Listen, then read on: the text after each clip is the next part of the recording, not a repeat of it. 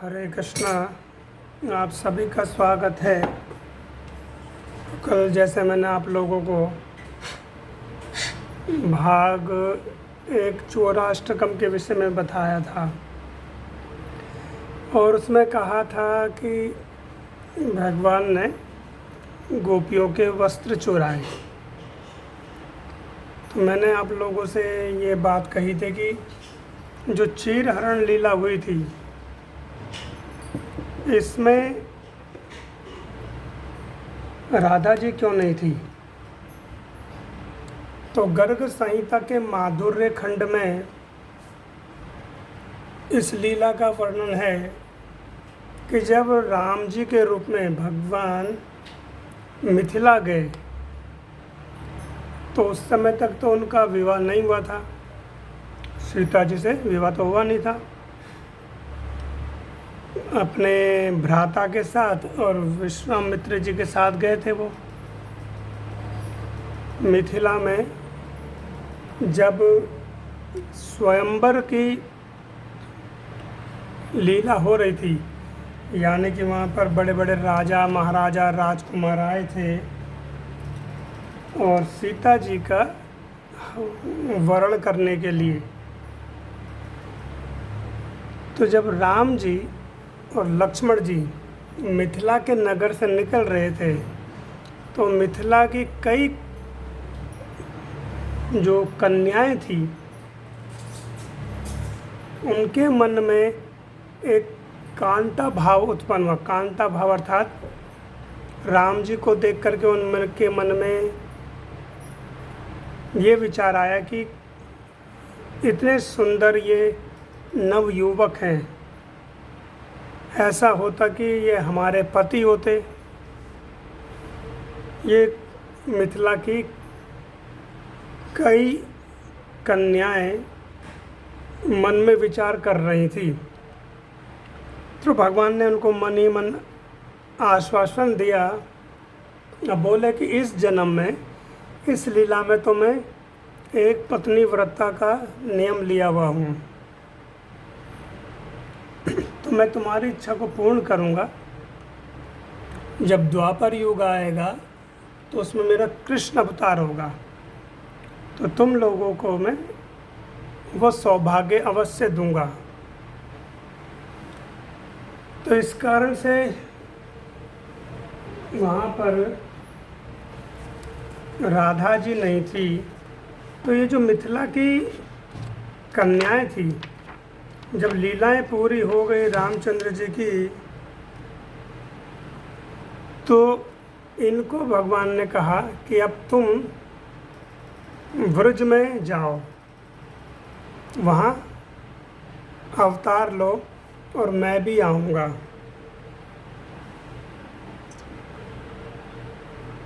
तो ये जो वो व्रत रखती थी कात्यायनी योगिनी का, यानी कि कात्यायनी दुर्गा जी का। दुर्गा जी कई रूप हैं, उसमें से एक रूप है कात्यायनी माता का। विशेष करके ऐसा कहा जाता है कि जो कुंवारियाँ स्त्री कन्याएं होती हैं उनको दुर्गा जी का या शिव जी का व्रत रखना चाहिए वर प्राप्ति के लिए। तो इनकी सब के सब जो एक कन्याएं थी, इन्होंने कात्यायनी देवी का व्रत रखा। भागवतम का श्लोक 10 स्कंद में कात्यायनी माया महायोगिनी, हे कात्यायनी महामाया, हे योगिनी, आप हमें आशीर्वाद दीजिए कि नंद गोप सुतम वरम हूँ, कि नंद गोप के जो पुत्र हैं उनके सुत हैं, वरम यानी हमारे वर हों। तो मार्ग शीर्ष के शुभ मास में इन लोगों ने कात्यायनी देवी का व्रत किया। कात्यायनी देवी की एक मिट्टी से मूर्ति बनाई। 7 प्रकार के बताए गए हैं कि हम भगवान की सेवा कर सकते हैं।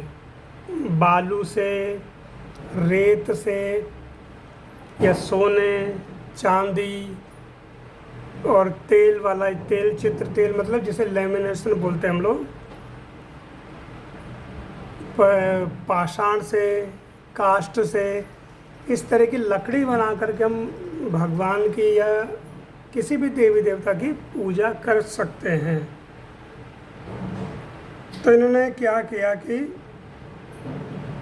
मिट्टी से बनाई। अब मिट्टी से क्यों बनाई, किसी काष्ठ से या पाषाण से क्यों नहीं बनेगी, क्योंकि ये मिट्टी से जैसे मर्जी इनको आता था इन्होंने मूर्ति बनाई। अगर ये काष्ठ या पाषाण से मूर्ति बनाने का किसी से बोलती तो व्रज में ये बात फैलती कि भाई ये वर प्राप्ति के लिए वरदान मांग रही है देवी से। तो फिर ये पूछा जाता कि किसको तुमने अपना वर चुना है। अब एक साथ कई गोपियाँ थी ना, तो सारी की सारी क्या कृष्ण के विषय में बोलती। तो ये छिप करके यमुना जी के किनारे, यमुना जी के जो रेत है उसको निकालती थी और उससे उन्होंने एक मूर्ति बनाई दुर्गा देवी की।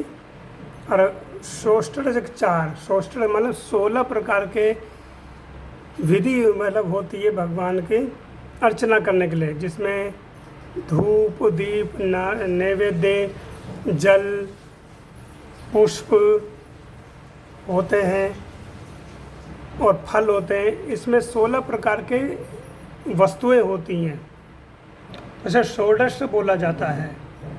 तो ये सबको एकत्रित करके वह कात्यायनी देवी की पूजा करती थी यमुना जी के किनारे, वृंदावन के गहन वन के अंदर जा कर के। लोगों को लगता था ये नहाने जा रही हैं कन्याएं, क्योंकि उस समय प्राय सब लोग सरोवर में, तालाब में या कुआं, तो नदियों में नहाने जाया करते थे। तो ये क्या करते थे कि भोली गोपियाँ थी, कृष्ण को प्राप्त करना चाहती थी, लेकिन क्या है कि ये वस्त्रहीन हो करके यमुना जी में नहाने जाया करती थी, यानी बिना वस्त्र के जाती थी। अब कृष्ण को तो सब कुछ पता था कि ये किस लिए व्रत रख रही हैं। तो कृष्ण वहाँ गए जहाँ ये लोग अपने वस्त्र निकाल करके रखती थी। तो कृष्ण ने जा कर के क्या किया, एक दिन के वस्त्रों का हरण कर लिया है और वृक्ष पर बैठ गए, कदम्ब के वृक्ष पर। और उसमें शीत थी, क्योंकि जो मार्ग शीर्ष का महीना होता है ये दिसंबर जनवरी के बीच का महीना होता है। तो उसमें बहुत अच्छी तरह से शीत लहर चल रही होती है। अब इसमें से नहा करके बाहर निकली, लेकिन जैसे ही देखा कि इनके तो वस्त्र है ही नहीं, बड़ी आश्चर्य में पड़ गई, भयभीत भी हो गई कि हम तो वस्त्रहीन, अब घर कैसे जाएंगी और हमारे वस्त्रों को कौन ये चुरा करके लेके गया, क्योंकि यहाँ तो कोई आता भी नहीं है। हम तो बिल्कुल वृंदावन के गहन वन में जा कर के वो सारी की सारी पूजा पद्धति कर रही हैं। और भयभीत इसलिए हो गई कि एक तो घर कैसे जाएंगे, दूसरा ये कि हमारे वस्त्र कौन चुरा करके लेगा, किसी को पता कैसे चला कि हम यहाँ पर पूजा कर रहे हैं या हम वस्त्रहीन हैं। तो इधर उधर इन्होंने दृष्टि अपनी घुमाई तो देखा कदम के वृक्ष पर कृष्ण के चरण दिखाई दे रहे हैं। तो सब के सब मुस्कुराने लगी। तो बोले कि ये दुष्ट यहाँ भी आ गया, पहले तो ये नवनीत चुराता था, अब ये वस्त्र भी चुराने लगा। तो वो बोल रही है कि हे कृष्ण, ये अच्छी बात नहीं है, आपने हमारे वस्त्र चुरा लिए हैं और आप हमारे वस्त्र दे दीजिए। और आप एक सभ्य पिता के पुत्र हैं, नंद महाराज जो व्रज के हैं, राजा हैं, उनके आप पुत्र हैं, तो राजकुमारों की तरह हैं आप, तो आपको ये शोभा नहीं देती ये बात। तो कृष्ण बोले मैंने कोई वस्त्र नहीं चुराए। तो सबके सब बोल रही ये क्या रखे वृक्ष पर। तो हास प्रयास चल रहा है। तो कृष्ण से गोपियों ने कहा कि ये क्यों किया आपने। तो कृष्ण ने समझाया कि हे भोली गोपियों, तुम मेरे लिए पूजा कर रही हो, लेकिन तुम्हें इतना ज्ञात होना चाहिए कि जो यमुना जी हैं एक देवी हैं, हम इन्हें देवी का स्वरूप मानते हैं, जल को देवता का स्वरूप मानते हैं, और आप निर्वस्त्र होकर के उसमें स्नान कर रही हो, तो ये तो गलत बात है ना, पूजा में त्रुटि हो जाएगी। तो सबके सब ने क्षमा मांगी। तो बोले आप हमें क्षमा करिए। तो भगवान बोले वस्त्र आकर के ले लो। तो सबके सब बहुत चेहरे पे लज्जा आ गई। तो बोले हम कैसे बाहर आएँ। तो कृष्ण ने कहा कि तुम मुझे पति रूप में चाहती हो, तो पत्नी अपने पति के आगे क्या निर्वस्त्र नहीं आ सकती। तो सबकी सब निरुत्तर हो गई, सबके पास कोई उत्तर नहीं था। तो सबके सब गोपियाँ बाहर आई, उन्होंने अपने हाथों से अपने भगनान को ढका और बाहर आई। कृष्ण के आगे खड़ी हो गई, वो शीत में कांप रही थी। तो कृष्ण को दया आई और साथ में कृष्ण बड़े कृष्ण जो हैं उनके ऊपर मोहित भी हो गए, कृपालु भी हो गए कि ये गोपी मेरे कहने के कारण बाहर आ गई हैं वस्त्रहीनों के। भगवान उनको वस्त्र दिए और बोले कि गोपियों कभी ऐसा अपराध मत करना, तुम लोगों ने यमुना देवी का अपमान किया, हमसे क्षमा मांगो, और मैं आगे और रास के समय में तुम्हारे साथ रास लीला करूँगा, तुमको मैं पत्नी रूप में स्वीकार करता हूँ। तो इसलिए क्या कह रहे हैं बिल्व मंगल ठाकुर, ब्रजे प्रसिद्धम नवनीत चोरम गोपांगनानम च दुकुलम कौरम अनेक जन्मजितम पापा चोरम करो गृणम पुरुष नमामि। तो जब हम लोग भगवान के शरण में आते हैं, उनके शरण ग्रहण करते हैं, तो क्या है कि हमारे अनेकों जन्म के पाप, जिनके विषय में हम लोगों को पता भी नहीं होता, वह पाप नष्ट हो जाते हैं हरि नाम लेने से। और भगवान भगवत गीता में कहते हैं कि भोक्ता नाम तपसाम सर्वलोके महेश्वरम। भोक्ता, एकमात्र भोग करने वाला तो मैं ही हूँ, सारी की सारी प्रकृति है, बाकी सब हम पुरुष के शरीर में, लेकिन हम प्रकृति हैं। पुरुष एकमात्र कौन है? कृष्ण।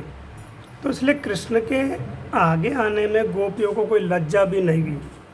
कुछ कम बुद्धि के लोग ऐसे कहते हैं कि ये कैसे भगवान है तुम लोगों के, कि जो स्त्री और जो गोपियाँ थी उनके वस्त्र चुरा लिए। तो पहली बात ये ध्यान रखिए कि भगवान की अवस्था उस समय 5 वर्ष की थी, पुराणों में ऐसा वर्णन है। और जो 5 वर्ष का बालक होता है उसको काम के विषय में इतना पता नहीं होता, तो भगवान ने इसलिए ऐसी लीला करी 5 वर्ष में ही। हाँ, तब दोष आरोपण होता है भगवान के ऊपर जब भगवान 20 से 25 वर्ष के होते, तो भगवान ने लीला 5 वर्ष की अवस्था में करी, उससे कम आयु की थी फिर भी। तो राधा जी इसलिए से उसमें नहीं थी, क्योंकि ये मिथिला की यानी जनकपुर की कन्याएं थी, तब राम जी का विवाह नहीं हुआ था साथ में। तो उसका मूल कारण यही है कि चीर घाट है, आप जाएंगे जब कालियदह आती है, उससे आगे जा कर के चीर घाट आता है, तो वहाँ पर एक वृक्ष है जो कदम का वृक्ष है, वहीं पर भगवान ने ये लीला करी थी। और यमुना जी तब तक वहाँ आया करती थी। अभी कुछ समय पहले जैसे वृंदावन में बाढ़ आई थी, तो यमुना जी कह रहे हैं कि बांके बिहारी जी के मंदिर तक आ गई। तो यमुना जी उस समय इतनी आगे बहती थी, लेकिन ये समय का प्रभाव के धीरे धीरे यमुना जी लुप्त हो रही हैं और पीछे की तरफ चली गई हैं। हरे कृष्णा। तो आगे चर्चा और करेंगे।